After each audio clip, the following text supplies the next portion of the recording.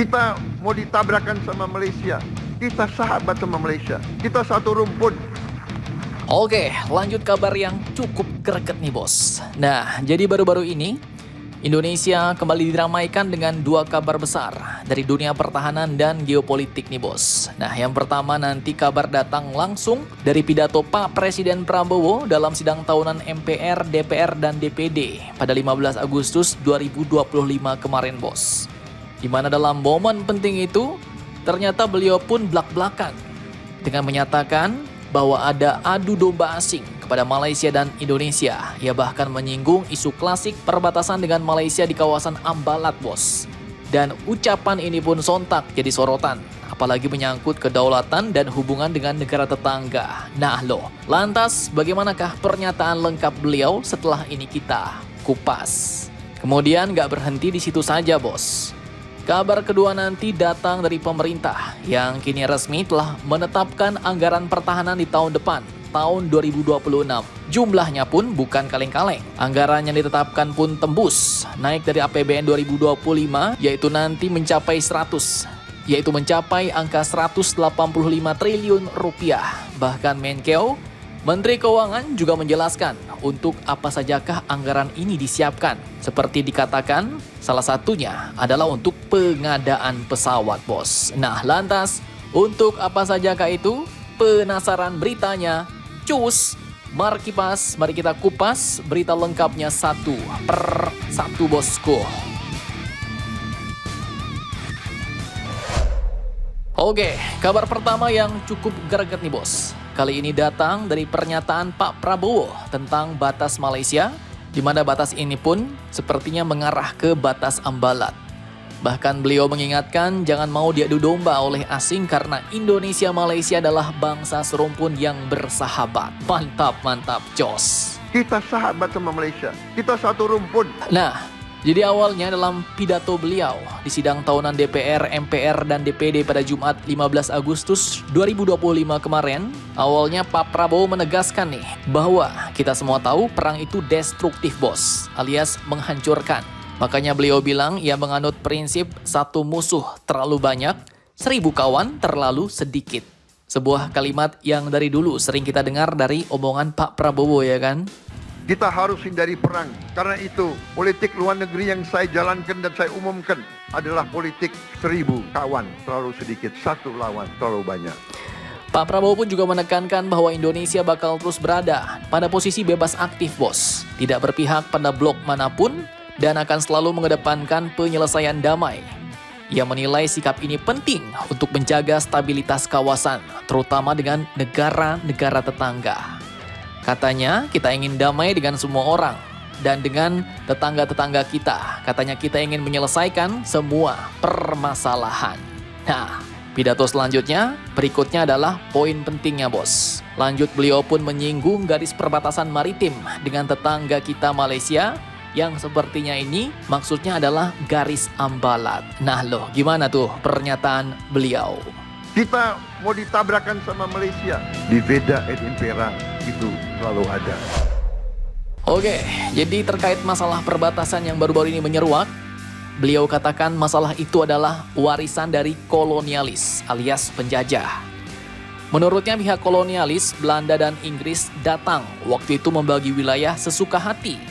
Seenak jidatnya bos, beliau bilang. Belanda datang dengan Inggris, dia bikin garis, seenak jidatnya dia bikin garis itu. Tanpa mempertimbangkan ikatan kekerabatan maupun sejarah masyarakat setempat.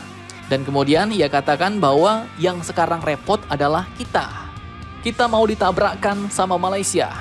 Kita sahabat sama Malaysia. Kita satu rumpun, ujar Pak Prabowo. Dan lanjut ia pun menyinggung isu perbatasan dan politik adu domba yang kerap dimainkan pihak luar, yaitu politik divide et impera bos. Dan Pak Prabowo tegaskan janganlah mau terus-menerus diadu domba. Nah loh. Ini bagaimana nih bos menurut kalian? Ya kalau menurut admin sih, jujur kita memang tidak mau diadu domba ya. Tapi ya masalah pembagian wilayah, batas garis maritim itu sudah terjadi. Memang sudah dibagi bos wilayahnya. Kalau mau nyalahkan penjajah ya mau gimana wong batas sudah resmi pula di PBB ya kan. Jadi gimana Min? Nah, jadi menurut admin ya, kita fokus aja di masa sekarang, bos.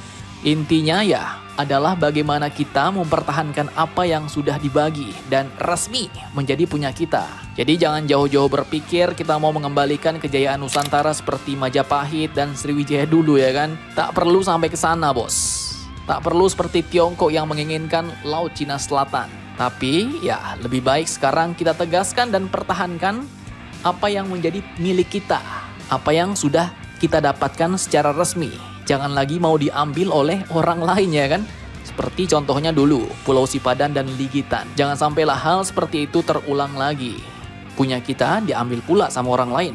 Karena ini menyangkut kedaulatan NKRI. Dan di Ambalat ya, tegaskan. Jangan sampai wilayah Ambalat itu jatuh ke tangan Malaysia.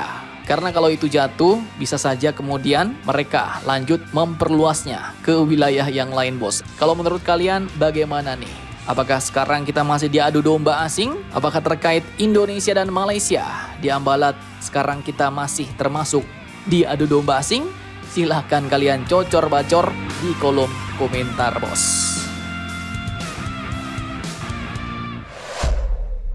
Oke, lanjut kabar kedua mengenai anggaran pertahanan 2026 nih. Nah, jadi tahun 2026 ini sepertinya bakal jadi tahun yang semakin mantap nih untuk dunia pertahanan Indonesia. Pasalnya tak main-main, dikutip dari beberapa sumber berita berikut, pemerintah pun kini resmi telah menetapkan anggaran pertahanan dalam RAPBN 2026 tembus ke angka 185 triliun rupiah. Mantap jos. Namun walaupun ini belum nyampe 1% dari PDB, tapi ya kita nanti lihat aja bos realisasinya.